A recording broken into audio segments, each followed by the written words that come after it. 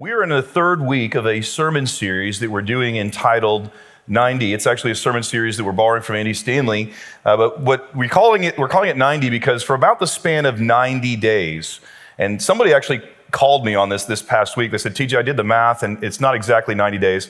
So about 90 days, for about 90 days, we are going to journey through the life of Jesus, and we're taking a look at some of his most significant events, some of his most significant encounters, and some of his most significant conversations. And we're starting in the place where he came as a man, and we're traveling through, and again, we're not gonna be able to talk about everything. I wish we could. We'll have to come back and talk about some of it at a later time. But we're gonna travel all the way through until he ends up giving his life as a sacrifice for the sins of the world. In Matthew, Mark, Luke, and John, the four biographies or the four accounts of Jesus' life, when you read through them, there's one thing that becomes abundantly clear. I mean, it almost jumps off the page at you in almost every single page. And it's actually good news for you and me. So here's the thing that jumps off the page. Being a sinner does not disqualify you from following Jesus. In fact, it's a prerequisite. And that's good news, isn't it? Because perhaps some of you are here today and you have a past, and by the way, we all do. But you have a past, and you when you think back on what you've done and where you've been and how you've lived your life, perhaps you wonder, well, I mean, you know, how does God feel about that? And is it okay for me to follow him or not? Or maybe you're here and you have a secret, you did something, and other people don't know, and you're thinking, man, you know, I mean, if people knew, they probably wouldn't want me, and I wonder what that means about what God feels and how he thinks and all that stuff. The good news for us, for every single one of us, is that you don't have to be sin-free. The other thing, this is also true, is that you don't have to be an unbeliever. Being an unbeliever doesn't disqualify you from following Jesus. Now, it seems like a little bit strange, but strange thing to say, when you look at Jesus' first followers, many of them had deep doubts, they had questions, and they wrestled, and they all kind of, at one point, they sort of unbelieve, and Jesus has to have a big, family talk and get them back on track. And then before Jesus would end up giving his life as a sacrifice for the sins of the world, all of Jesus' followers unbelieved in the end. Now, when you look at Jesus' earliest followers, they're this diverse sort of ragtag group. In his first followers, you have people that are small business owners, you have IRS agents, and then back in Jesus' day, those people were crooked and nobody liked them and they took advantage of people. There were patriots, there were people who believed in Israel and they were extremely patriotic, and they wanted a Messiah that would free them from Roman rule and occupation.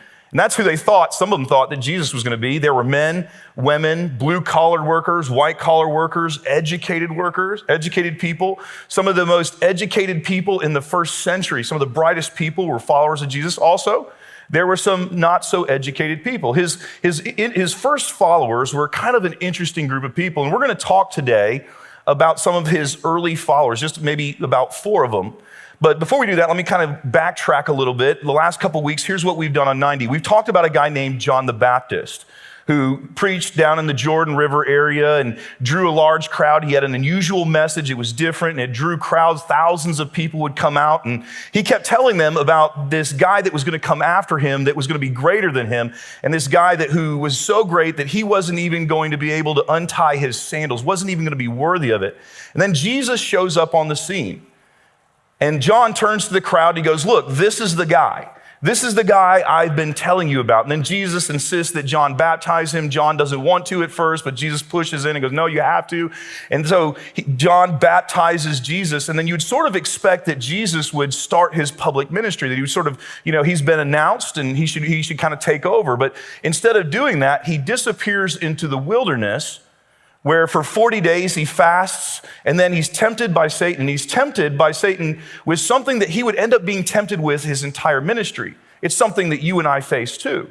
He would end up being tempted to go back to the old that he came to replace. The old way where we live by selfish means and we live with this, what's in it for me? I'm going to get something out of this sort of mentality. So Jesus overcomes those temptations, and that's where we pick up the story today. In Luke chapter 4, we read, and news about him, we're talking about Jesus, and news about him spread through the whole countryside. He was teaching in their synagogues, and everyone praised him. So Jesus has become kind of a big deal. And the reason why Jesus is a big deal is because John, who was a big deal, said, look, if you think I'm something, you need to start paying attention to Jesus. So people started following Jesus, and they would listen to him preach and teach and all that sort of stuff. And one day he's at the synagogue, which was essentially their Sunday. They happened on the Sabbath. Everybody went there. They worshiped. We do it on Sunday. But Jesus went there one day, and he was doing his thing. And after church, a guy named Simon Peter, who really was just a guy in the community at this time. He wasn't really well known. He knew some people, but he wasn't well known like he is today. Simon Peter approaches Jesus and he asks him, look, would you come over to my house? So Jesus agrees. He goes over to Peter's house after church. And when he gets there, or maybe shortly before, Peter says, well, so here's the deal. I have a little bit of an ulterior motive. My mother-in-law has been sick. She's been sick for a long time. She's been getting worse and worse and worse. And no matter what we do, she's not getting better. Would you mind helping us out? So Jesus goes into the house and he heals Peter's mother-in-law, which is a big deal because Jesus is doing this on the Sabbath and you're not supposed to work on the Sabbath. So they try to keep the thing sort of hush-hush, but word ends up leaking out. And then we read in verse 40, at sunset. Now that's important to know because technically the Sabbath was over at sunset. So people are coming to Jesus to ask him to heal their people. And they're doing it after sunset because that's when it would be more acceptable. So we read, at sunset, the people brought to Jesus all who had various kinds of sicknesses. And I don't want you to miss this. It's so important. And laying his hands on each one, he healed them. Now, you and I have probably read that like 100 times, possibly some of us. And normally when we read this part right here about laying his hands on each one, we kind of read over it and we don't think about it. But this is in there for a very specific reason. You see, in Jesus' day, people didn't touch sick people. The reason why they didn't touch sick people is because they felt like, well, if I touch them, then I might get contaminated. Now, they didn't quite understand germs like you and I do, so it's not like they were entirely off on this one. But the reason actually went deeper than that for them. For them, sin was equated and talked about in context with sickness. In their minds, if you were sick, it was because you were a sinner. If you had a physical ailment, it was because you were a sinner. And in their minds and in their culture, you didn't get near those people. You didn't touch them. You distanced yourself from them. But instead of doing that, Jesus moves into the people. He moves toward the people that everybody else thinks of as sinners, and he touches them as he heals them. Now, as he touches them and he does this, he's sending this sort of subtle message that probably only the people who are paying the closest attention understood. But here's what he was telling them. If I can do this, I also have the power to forgive sin.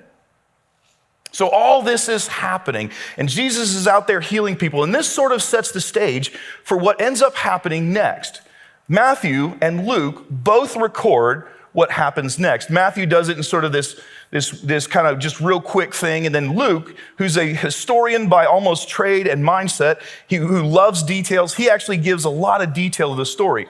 But if you were to read Matthew's account, here's how it goes. Jesus is walking around the Sea of Galilee one day, and he sees two guys in a boat. He sees Peter and Andrew. And he walks up to him and goes, hey, follow me. And here's what we read in verse 20. At once, like immediately, like without delay, they left their nets and followed him.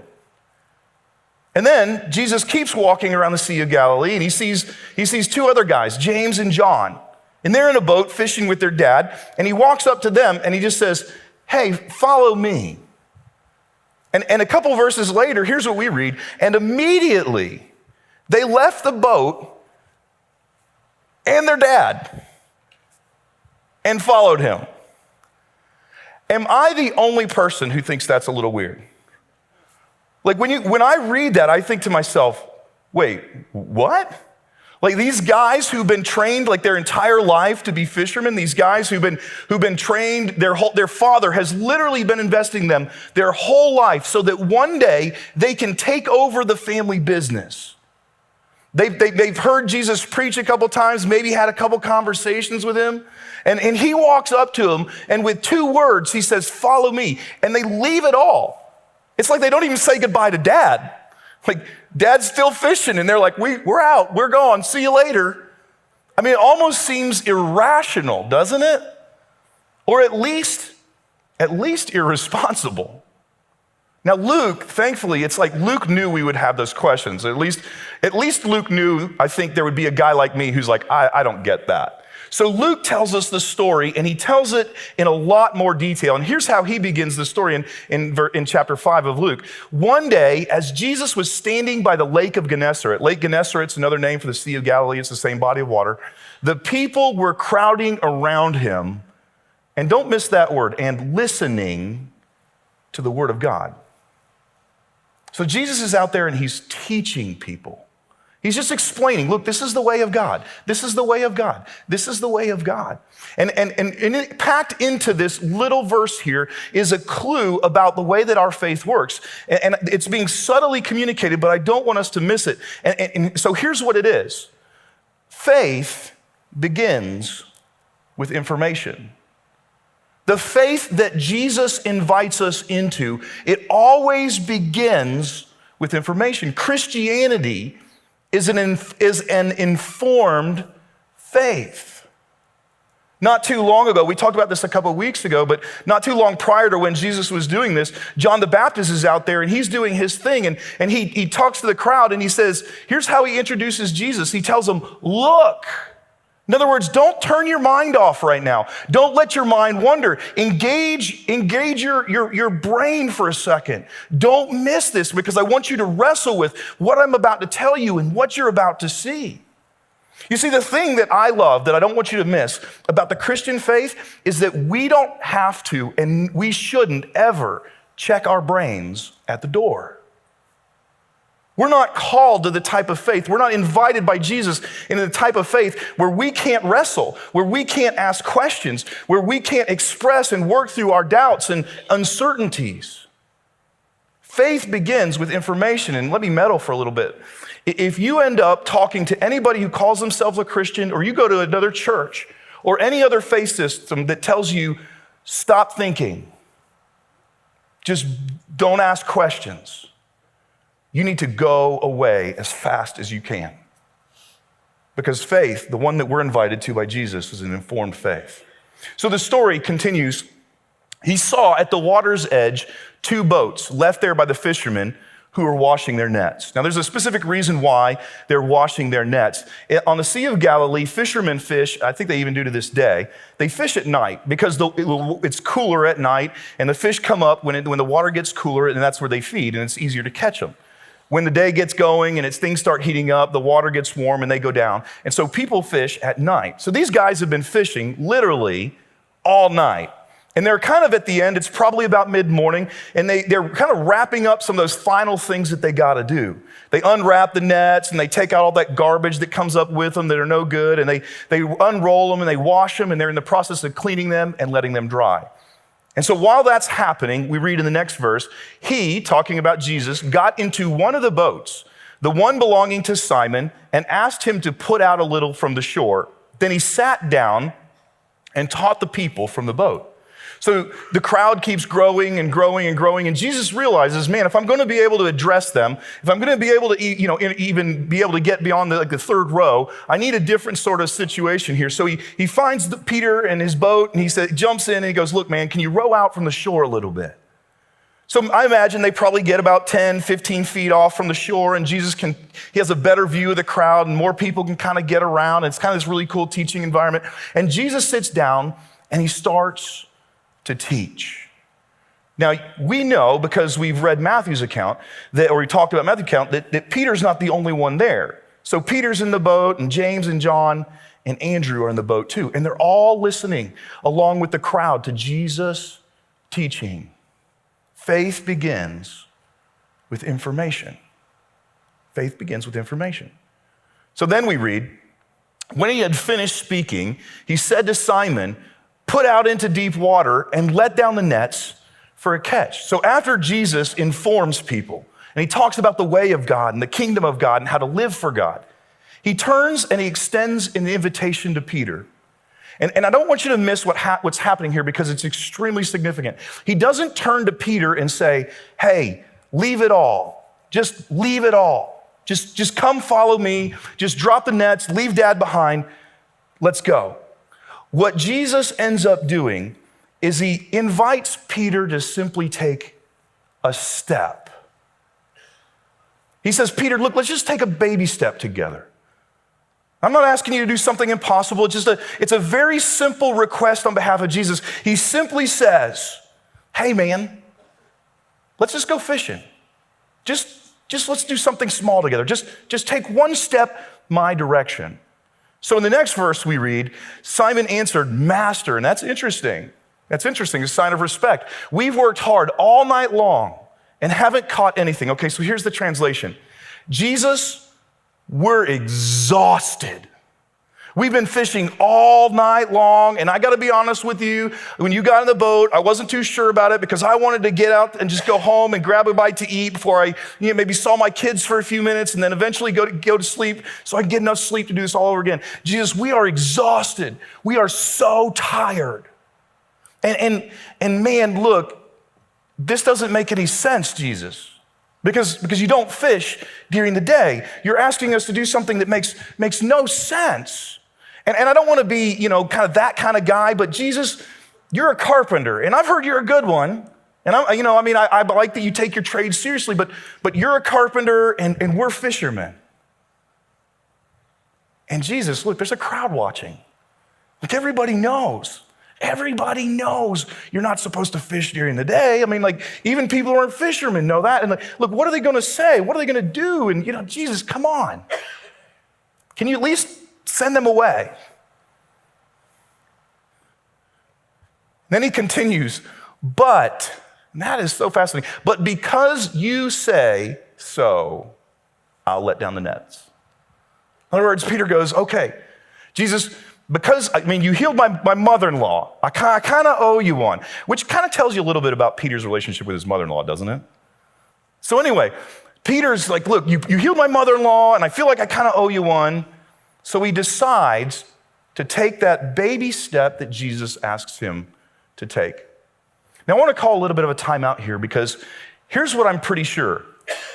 I'm pretty sure Peter had no idea what hung in the balance of this decision.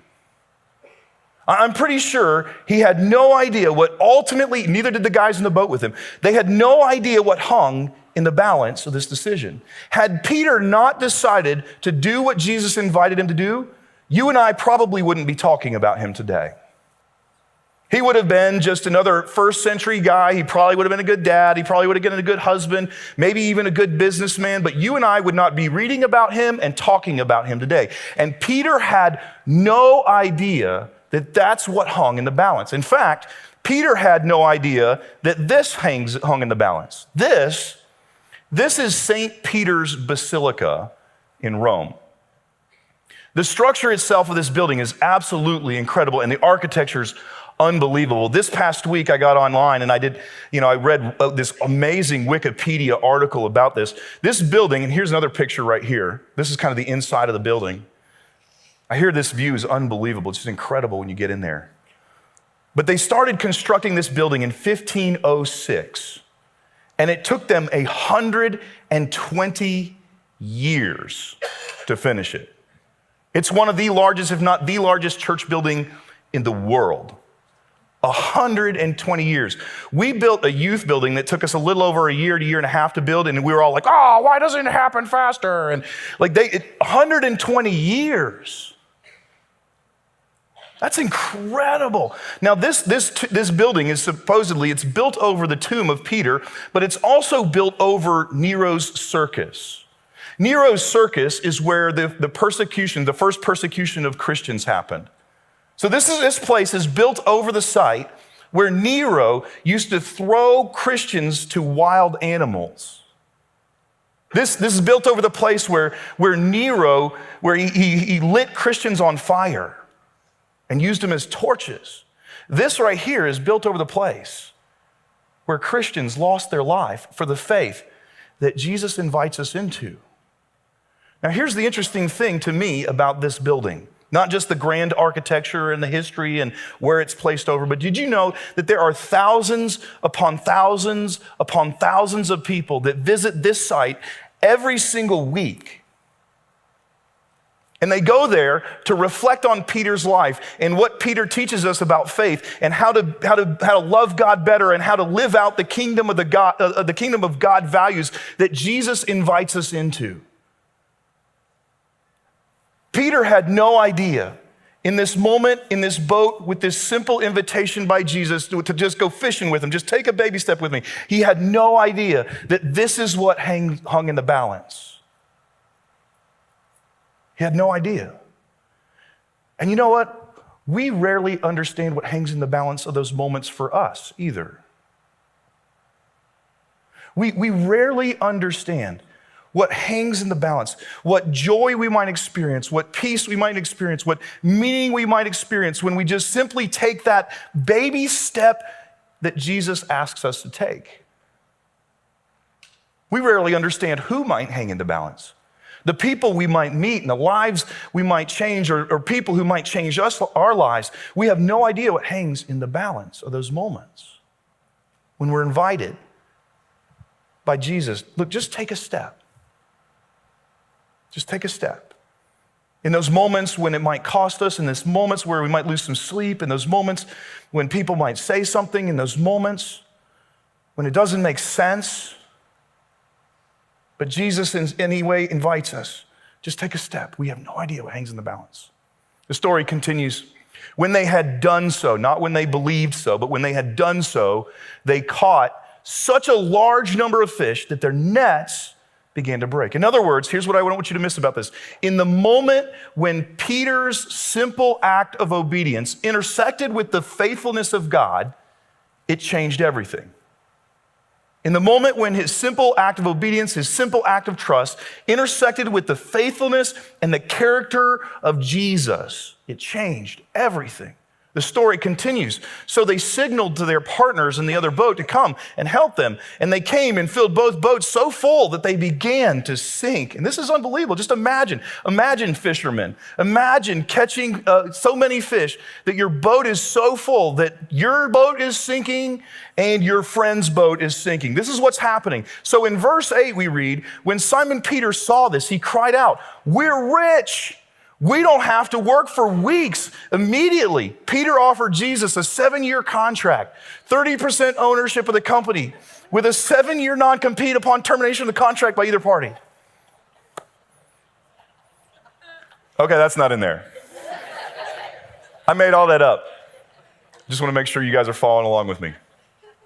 So be clear, this isn't in the Bible. Just in case you dozed off or you're not paying attention, not in the Bible. Here's what it actually says. When Simon Peter saw this, he fell at Jesus' knees and said, "Go away from me, Lord." He calls him Lord. It's a term of ownership and authority. Now, all of a sudden, Peter understands Jesus is no mere man. He's different somehow. And although Peter probably doesn't have a full understanding of exactly who Jesus is, here's what he knows. He has to somehow be from God. So when all this happens, he looks at Jesus, Peter does, and he says, "Lord, get away from me." Now that's such a strange response, isn't it? Why would Peter say, "Get away from me"? The reason why Peter says that is because he bought into the culture and the ideas of the day about the way that God works. Religious leaders practiced and taught that God distances himself from sinners, that he separates us and he pushes back and he creates space. And that's what the religious leaders believed and practiced, and that's what religious people did in his day. So he just assumes, whoa, you're from God somehow, and we don't belong in the same space. So he tells him, look, I'm a sinful man. We may be in the same boat.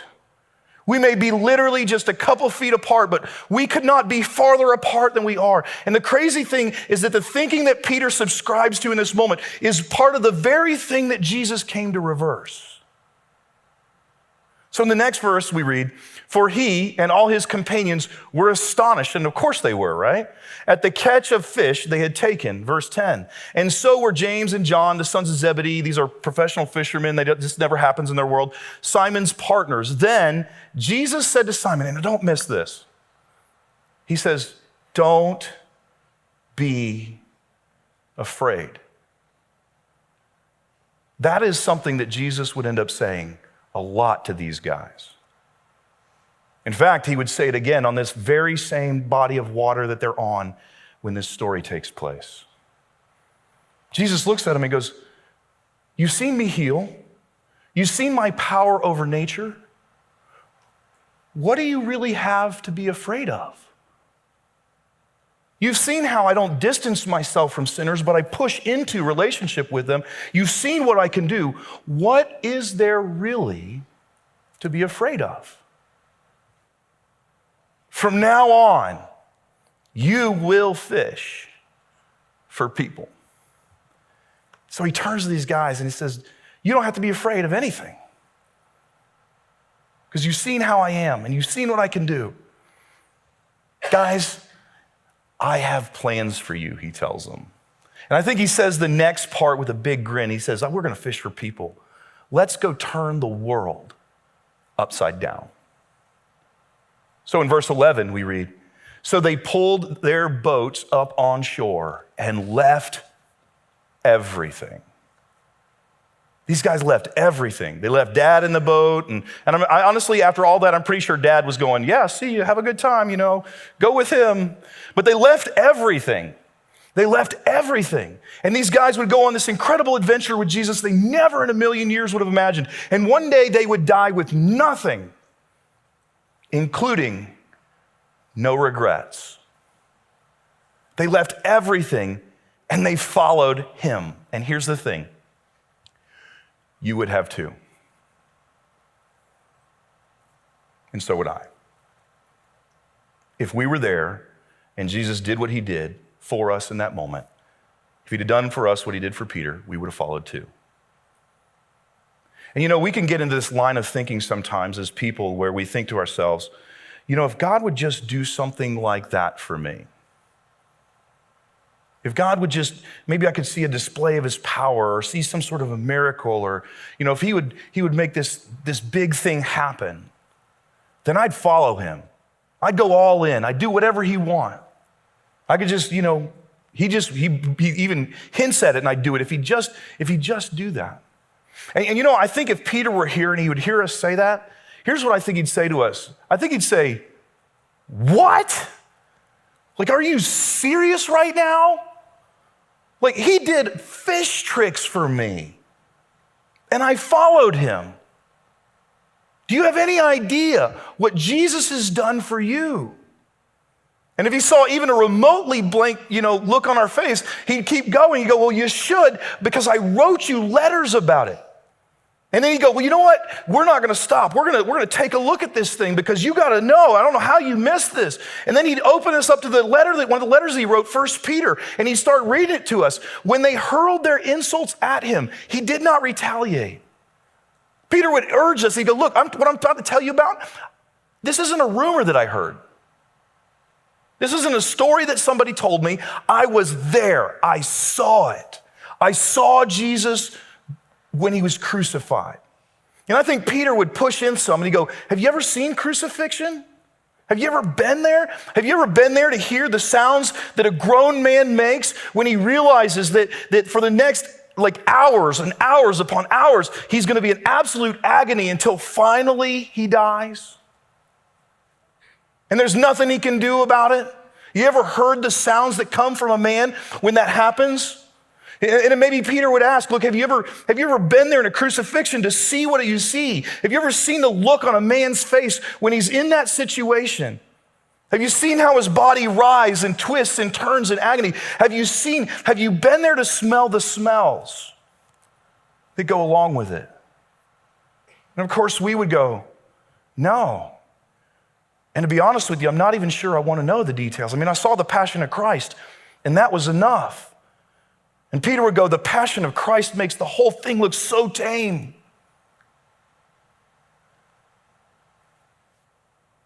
When they hurled their insults at him, he did not retaliate. When he suffered, he made no threats. Instead, he entrusted himself to him who judges justly. And Peter's going, look, here's the thing.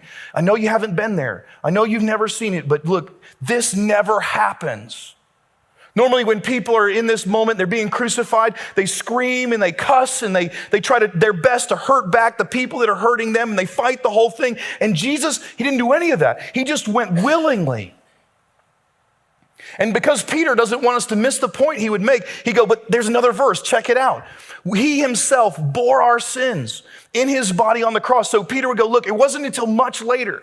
It wasn't until long after this, as we were looking back on the whole thing, where it would finally dawn on us that this is why Jesus did it. This is why he did this for us. This is why he was crucified. This is why he went willingly. So he could bear our sins in his body on the cross. And then so that we might die to sins and live for righteousness. In other words, he did it so that you and I don't have to be separated from God, but now we can be separated from the separating power of sin. But it doesn't stop there. We also now get to have a relationship with God. And we can live a life that's marked by justice and righteousness and others-centeredness. Then Peter would continue, by his wounds, and he doesn't want us to miss this, by his wounds, you, and you, and you, and you, and you, and you, and you, and you, and you, everybody, me, by his wounds, you have been healed. You have been restored. You have been made right with God. And Peter would say, fish tricks? He was crucified for you. He was crucified for you.